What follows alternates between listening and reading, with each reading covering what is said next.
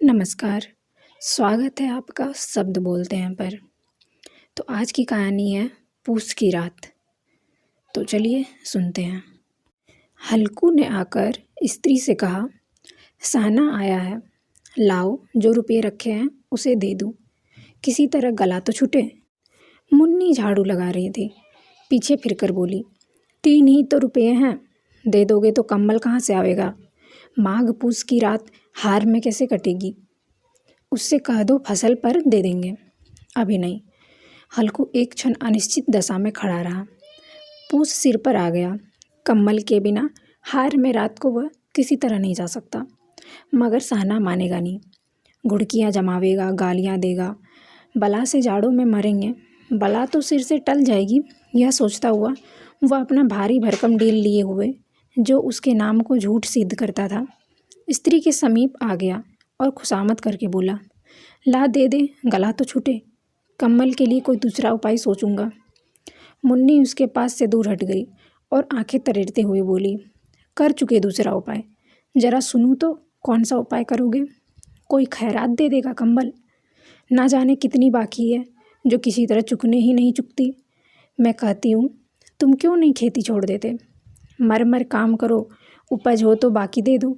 चलो छुट्टी हुई, बाकी चुकाने के लिए ही तो हमारा जन्म हुआ है। पेट के लिए मजूरी करो, ऐसी खेती से बाज आए, मैं रुपये ना दूंगी, ना दूंगी। हल्कू उदास होकर बोला, तो क्या गाली खाऊं? मुन्नी ने तड़प कर कहा, गाली क्यों देगा, क्या उसका राज है? मगर यह कहने के साथ ही उसकी तनी हुई भौहें ढीली पड़ गई। हल्कू के उस वाक्य में जो कठोर सत्य था, वह मानो एक भीषण जंतु की भांति उसे घूर रहा था। उसने जाकर आले पर से रुपये निकाले और लाकर हल्कू के हाथ पर रख दिए। फिर बोली, तुम छोड़ दो अब की से खेती, मजूरी में सुख से एक रोटी तो खाने को मिलेगी, किसी की धौंस तो ना रहेगी। अच्छी खेती है, मजूरी करके लाओ, वह भी उसी में झोंक दो, उस पर धौंस। हल्कू ने रुपये लिए और इस तरह बाहर चला मानो अपना हृदय निकाल कर देने जा रहा हो। उसने मजूरी से एक एक पैसा काट कपट कर 3 रुपये कम्बल के लिए जमा किए थे। वह आज निकले जा रहे थे। एक एक पग के साथ उसका मस्तक अपनी दीनता के भार से दबा जा रहा था। पूस की अंधेरी रात, आकाश पर तारे भी ठिठुरते हुए मालूम होते थे। हल्कू अपने खेत के किनारे के उख के पत्तों की एक छतरी के नीचे बांस के खटोले पर अपनी पुरानी गाढ़े की चादर ओढ़े पड़ा काँप रहा था। खाट के नीचे उसका संगी कुत्ता जबरा पेट में मुंह डाले सर्दी से कूकू कर रहा था। 2 में से एक को भी नींद न आती थी। हल्कू ने घुटनों को गर्दन में चिपकाते हुए कहा, क्यों जबरा, जाड़ा लगता है? कहता तो था घर में पुआल पर लेटा रह, तो यहाँ क्या लेने आए थे? अब खाओ ठंड, मैं क्या करूँ? जानते थे मैं यहाँ हलवा पूरी खाने आ रहा हूँ, दौड़े दौड़े आगे आगे चले आए, अब रो नानी के नाम को। जबरा ने पड़े पड़े दुम हिलाई और अपने कूकू को दीर्घ बनाता हुआ एक बार जम्हाई लेकर चुप हो गया। उसकी स्वान बुद्धि ने शायद ताड़ लिया, स्वामी को मेरी कूकू से नींद नहीं आ रही है। हल्कू ने हाथ निकालकर जबरा की ठंडी पीठ सहलाते हुए कहा, कल से मत आना मेरे साथ, नहीं तो ठंडे हो जाओगे। उठूं, फिर एक चिलम भरूं, किसी तरह रात तो कटे। 8 चिलम तो पी चुका। यह खेती का मज़ा है और एक एक भगवान ऐसे पड़े हैं जिनके पास जाड़ा जाए तो गर्मी से घबरा कर भागे।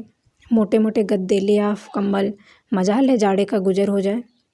तकदीर की खूबी, मजूरी हम करें, मज़ा दूसरे लूटें। हल्कू उठा, गड्ढे में से जरा सी आग निकालकर चिलम भरी। जबरा भी उठ बैठा। हल्कू ने चिलम पीते हुए कहा, पिएगा चिलम? जाड़ा तो क्या जाता है, ज़रा मन बदल जाता है। जबरा ने उसके मुंह की ओर प्रेम से छलकती हुई आंखों से देखा। हल्कू, आज और जाड़ा खा ले, कल से मैं यहाँ पुआल बिछा दूंगा, उसी में घुसकर बैठना, तब जाड़ा ना लगेगा। जबरा ने अपने पंजे उसकी घुटनों पर रख दिए और उसके मुंह के पास अपना मुंह ले गया। हल्कू को उसकी गर्म सांसें लगी। चिलम पीकर हल्कू फिर लेटा और निश्चय करके लेटा कि चाहे कुछ हो अब कि सो जाऊंगा। पर एक ही क्षण में उसके हृदय में कंपन होने लगा। कभी इस करवट लेटता, कभी उस करवट, पर जाड़ा किसी पिशाच की भांति उसकी छाती को दबाए हुए था। जब किसी तरह ना रहा गया तो उसने जबरा को धीरे से उठाया और उसका सिर को थपथपाकर उसे अपनी गोद में सुला लिया। कुत्ते की देह से जाने कैसी दुर्गंध आ रही थी, पर वह उसे अपनी गोद में चिपटाए हुए ऐसे सुख का अनुभव कर रहा था जो इधर महीनों से उसे ना मिला था। जबरा शायद यह समझ रहा था कि स्वर्ग यही है, और हल्कू की पवित्र आत्मा में तो उस कुत्ते के प्रति घृणा की गंध तक ना थी।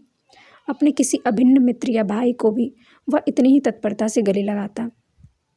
वह अपनी दीनता से आहत न था, जिसने आज इसे इस दशा को पहुंचा दिया।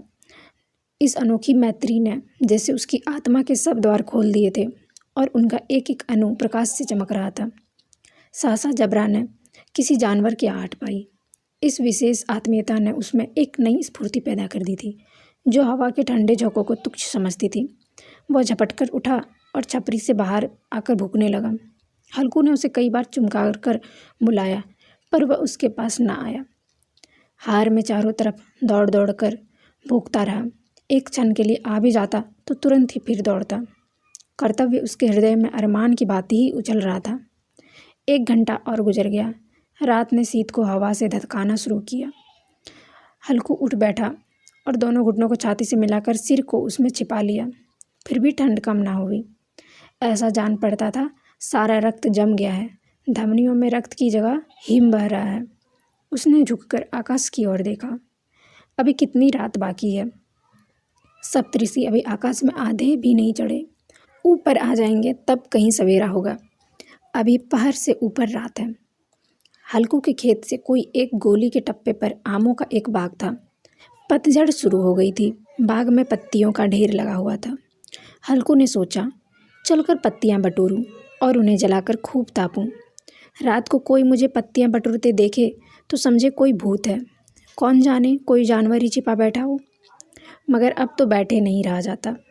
उसने पास के अरहर के खेत में जाकर कई पौधे उखाड़ लिए और उनका एक झाड़ू बनाकर हाथ में सुलगता हुआ उपला लिए बगीचे की तरफ चला। जबरा ने उसे आते देखा तो पास आया और दुम हिलाने लगा। हल्कू ने कहा, अब तो नहीं रहा जाता जबरू, चलो बगीचे में पत्तियां बटोर कर तापें। थोड़े गर्म हो जाएंगे तो फिर आकर सोएंगे। अभी तो बहुत रात है। जबरा ने कू करके सहमति प्रकट की और आगे आगे बगीचे की ओर चला। बगीचे में खूब अंधेरा छाया हुआ था और अंधकार में निर्दय पवन पत्तियों को कुचलता हुआ चला जाता था। वृक्षों से ओस की बूंदें टप टप नीचे टपक रही थी। एकाएक एक झोंका मेहंदी के फूलों की खुशबू लिए हुए आया। हल्कू ने कहा, कैसी अच्छी महक आई जबरू, तुम्हारी नाक में भी तो सुगंध आ रही है। जबरा को कहीं ज़मीन पर एक हड्डी पड़ी मिल गई थी। उसे चिंचोड़ रहा था। हल्कू ने आग ज़मीन पर रख दी और पत्तियां बटोरने लगा। जरा देर में पत्तियों का ढेर लग गया। हाथ ठिठुरे जाते थे, नंगे पांव गले जाते थे और वह पत्तियों का पहाड़ खड़ा कर रहा था। इसी अलाव में वह ठंड को जलाकर भस्म कर देगा। थोड़ी देर में अलाव जल उठा। उसकी लौ ऊपर वाले वृक्षों की पत्तियों को छू छू कर भागने लगी। उस अस्थिर प्रकाश में बगीचे के विशाल वृक्ष ऐसे मालूम होते थे मानो उस अथाह अंधकार को अपने सिरों पर संभाले हुए हो। अंधकार के उस अनंत सागर में यह प्रकाश एक नौका के समान हिलता मचलता हुआ जान पड़ता था। हल्कू अलाव के सामने बैठा आग ताप रहा था। एक क्षण में उसने दोहर उतारकर बगल में दबा ली। दोनों पांव फैला दिए मानो ठंड को ललकार रहा हो। तेरे जी में जो आए सोकर, ठंड की असीम शक्ति पर विजय पाकर वह विजय गर्व को हृदय में छिपा ना सकता था। उसने जबरा से कहा, क्यों जब्बर, अब ठंड नहीं लग रही है? जब्बर ने गू गू करके मानो कहा, अब क्या ठंड लगती ही रहेगी? पहले से यह उपाय न सूझा? नहीं तो इतनी ठंड क्यों खाते? जब्बर ने पूछ हिलाई। अच्छा आओ, इस अलाव को कूद कर पार करें, देखे कौन निकल जाता है। अगर जल गए बच्चा तो मैं दवा ना करूँगा। जबर ने उस अग्नि राशि की ओर कातर नेत्रों से देखा। मुन्नी से कल कहना देना, नहीं तो लड़ाई करेगी। यह कहता हुआ वह उछला और उस अलाव के ऊपर से साफ निकल गया। पैरों में जरा लपट लगी, पर वह कोई बात न थी। जबरा आग के इर्द गिर्द घूमकर उसके पास खड़ा हुआ। हल्कू ने कहा, चलो चलो, इसकी सही नहीं, ऊपर से कूद कर आओ। वह फिर कूदा और अलाव के इस पार आ गया। पत्तियां जल चुकी थी। बगीचे में फिर अंधेरा छा गया था। राख के नीचे कुछ कुछ आग बाकी थी, जो हवा का झोंका आ जाने पर जरा जाग उठती थी, पर एक क्षण में फिर आंखें बंद कर लेती थी। हल्कू ने फिर चादर ओढ़ ली और गर्म राख के पास बैठा हुआ एक गीत गुनगुनाने लगा और उसके बदन में गर्मी आ गई थी। पर ज्यों-ज्यों शीत बढ़ती जाती थी उसे आलस से दबाए लेता था। जबरा ज़ोर से भूंककर खेत की ओर भागा। हल्कू को ऐसा मालूम हुआ कि जानवरों का एक झुंड खेत में आया है। शायद नील गायों का झुंड था। उनके कूदने दौड़ने की आवाज़ें साफ कान में आ रही थी। फिर ऐसा मालूम हुआ कि खेत में चर रही है। उनके झपाने की आवाज़ चर चर सुनाई देने लगी। उसने दिल में कहा, नहीं, जबरा के होते कोई जानवर खेत में नहीं आ सकता। नोच ही डाले। मुझे भ्रम हो रहा है। कहाँ, अब तो कुछ नहीं सुनाई देता। मुझे भी कैसा धोखा हुआ। उसने ज़ोर से आवाज़ लगाई, जबरा जबरा। जबरा भूखता रहा, उसके पास ना आया। फिर खेत के चरे जाने की आहट मिली। अब वह अपने को धोखा ना दे सका। उसे अपनी जगह से हिलना जहर लग रहा था। कैसा दंदाया हुआ था। इस जाड़े पाले में खेत में जाना, जानवरों के पीछे दौड़ना असह्य जान पड़ता है। वह अपनी जगह से ना हिला। उसने ज़ोर से आवाज़ लगाई, लीहो लीहो लीहो। जबरा फिर भूख उठा। जानवर खेत चर रहे थे। फसल तैयार है। कैसी अच्छी खेती थी, पर ये दुष्ट जानवर उसका सर्वनाश किए डालते हैं। हल्कू पक्का इरादा करके उठा और 2-3 कदम चला, पर एकाएक हवा का ऐसा ठंडा चुभने लगा, बिच्छू के डंक का सा झोंका लगा। फिर वह बुझते हुए अलाव के पास आ बैठा और राख को कुरेद कर अपनी ठंडी देह को गरमाने लगा। जबरा अपना गला फाड़ लेता था। नील गायें खेत का सफाया किए डालती थी और हल्कू गर्म राख के पास शांत बैठा हुआ था। उसी राख के पास गर्म जमीन पर वह चादर ओढ़कर सो गया। सवेरे जब उसकी नींद खुली तब चारों तरफ धूप फैल गई थी और मुन्नी कह रही थी, क्या आज सोते ही रहोगे? तुम यहाँ आकर रम गए और उधर सारा खेत चौपट हो गया। हल्कू ने उठकर कहा, क्या तू खेत से होकर आ रही है? मुन्नी बोली, हाँ, सारे खेत का सत्यानाश हो गया। भला ऐसा भी कोई सोता है? तुम्हारे यहाँ मड़ैया डालने से क्या हुआ? हल्कू ने बहाना किया, मैं मरते मरते बचा। तुझे अपने खेत की पड़ी है? पेट में ऐसा दर्द हुआ कि मैं ही जानता हूँ। दोनों फिर खेत के डाँड़ पर आए। देखा सारा खेत रौंदा पड़ा हुआ है और जबरा मड़ैया के नीचे चित लेटा है, मानो प्राण ही ना हो। दोनों खेत की दशा देख रहे थे। मुन्नी के मुख पर उदासी छाई थी, पर हल्कू प्रसन्न था। मुन्नी ने चिंतित होकर कहा, अब मजूरी करके मालगुजारी भरनी पड़ेगी। हल्कू ने प्रसन्न मुख से कहा, रात को ठंड में यहाँ सोना तो ना पड़ेगा। और यहीं कहानी समाप्त हुई। तो कैसी लगी आपको ये कहानी? कमेंट करके ज़रूर बताएं। चैनल को सब्सक्राइब कर लें और वीडियो को लाइक ज़रूर कर दें। धन्यवाद।